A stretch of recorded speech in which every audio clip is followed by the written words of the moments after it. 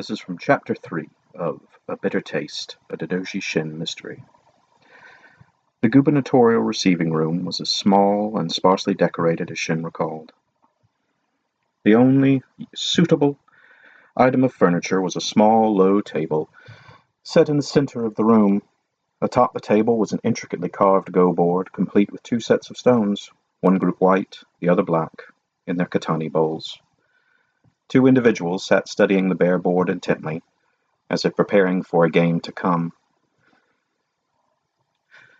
Shin and Azuma were not the first to arrive. Daidoji Ayato stood stiffly near the table, trying without success to hide his impatience.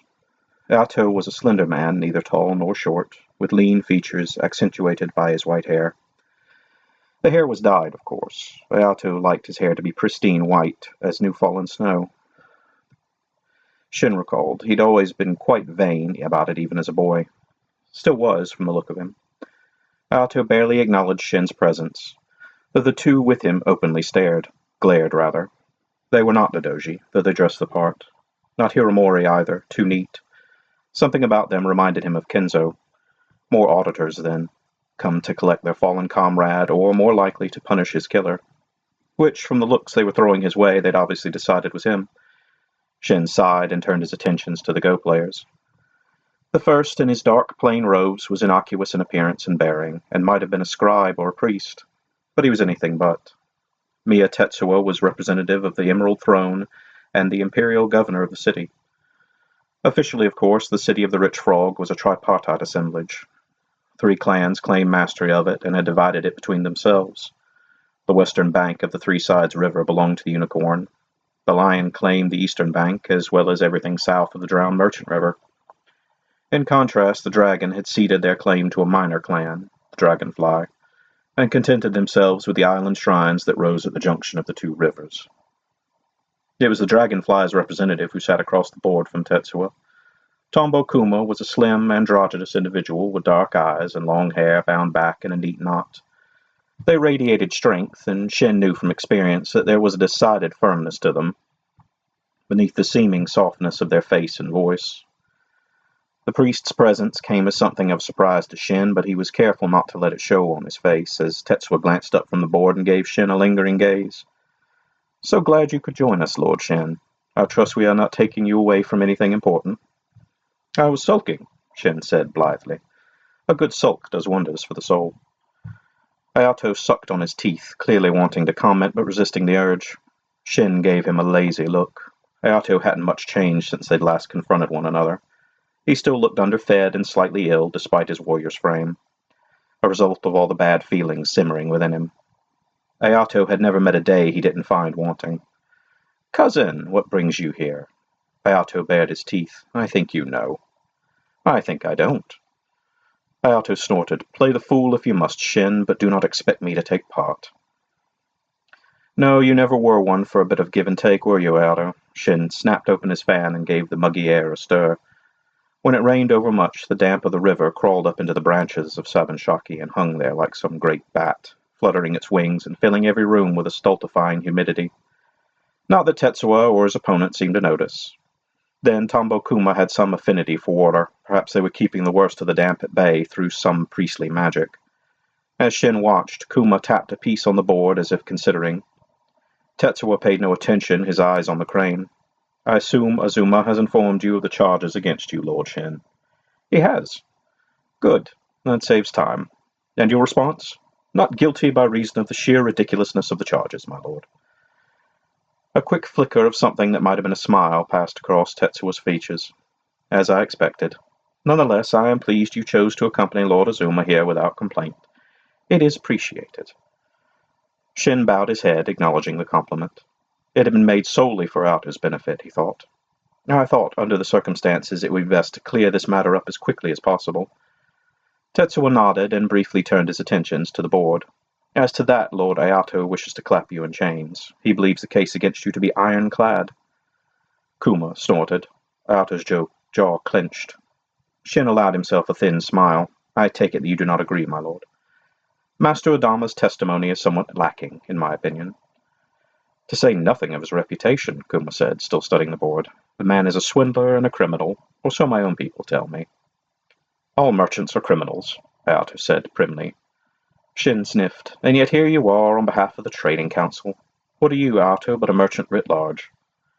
Ayato wheeled to look at Shin, a sneer plastered on his face. And what are you, then, besides a waste of your mother's womb? Shin blinked. That was a new one. Then Ayato had always liked to plumb the depths when it came to insults. He closed his fan and glanced at Tetsuo. The Mia seemed utterly preoccupied by the condition of the game board. Shin glanced at his cousin.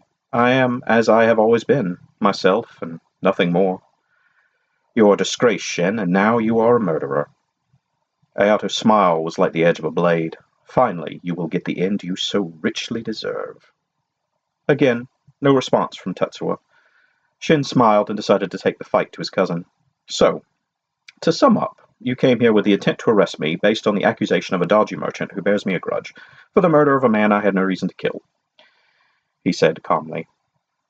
You've always been overeager, Ayato, but this is something even for you. Ayato hissed under his breath and took a step toward Shin. Azuma tensed, as did the guards posted at the door.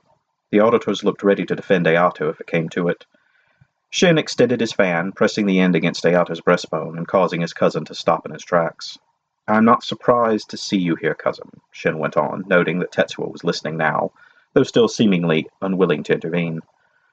But you arrived startlingly quickly, given that he only died yesterday. I suppose you were already en route for some reason. Tetsuo cleared his throat. It seems your presence is requested at home, Lord Shin. Or was, prior to this unfortunate occurrence. We came to drag you back home, Shin, Ayato clarified with blunt relish. You have had plenty of time to do your duty. Now a decision will be made for you, unless, of course, you are executed for the crime of which you now stand accused. He swatted Shin's fan aside. Myself, I almost hope it is the latter. You disgrace the Daidoji with every breath you draw. If not for your grandfather, if not for him, I would not be here, Shin said sharply. Ayato gave a bark of laughter. Ha! Exactly! That conniving old man has played the interposed blade for you too often. Now he can do nothing. Finally, we are free to rid ourselves of you. He faltered, as if suddenly recalling his location and who his audience was.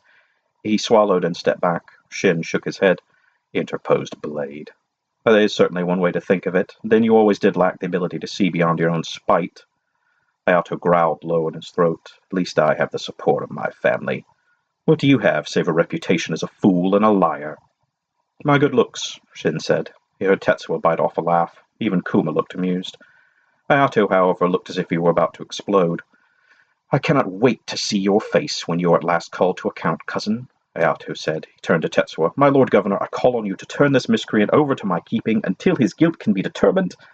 I'm afraid not, Tetsuo said, moving a piece across the board. Ayato paused, nonplussed by the reply. My lord, I must insist, he began. If you feel it necessary, Tetsuo said. It will do nothing to change my mind, however. Lord Shin has proven himself to be useful to me on more than one occasion, and I am loath to cast aside such a tool before its use is fully expended. Shin frowned. He didn't like hearing himself referred to as a tool, though he understood the rhetorical tactic for what it was. Tetsuo continued. Besides, the evidence against him is not the best. It would be embarrassing for all concerned if Shin's innocence was proven after I had turned him over to you. I am sure you see my dilemma. Yes, of course, Ayato said grudgingly. He hesitated, and then, as if unable to stop himself, turned to Shin and said, Do not think that this is anything other than a momentary reprieve, cousin.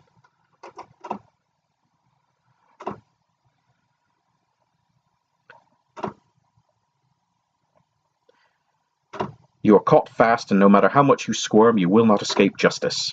Shin knew the wisest thing was not to reply, but he couldn't resist.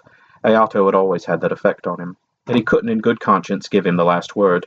And who decides what justice is, Ayato? If so, the fortunes are truly blind. Ayato reacted as if struck. What do you mean by that? Shin smiled. How often as children did I save you from the consequences of your own stupidity? How often did I take the punishments meant for you? And as ever, you repay me with accusation and scorn. That you, of all my cousins, would be the arbiter of my fate is nothing more than a jest by the fortunes. As he spoke, the long-buried feelings of resentment rose up out of the waters of memory. They'd been friends once, companions, but Ayato had chased a different path. He'd chosen to fall in line and do as he was told, and he'd resented Shin for not following his example, or so it seemed to Shin at least. Maybe there was more to it, on Ayato's side. Maybe not.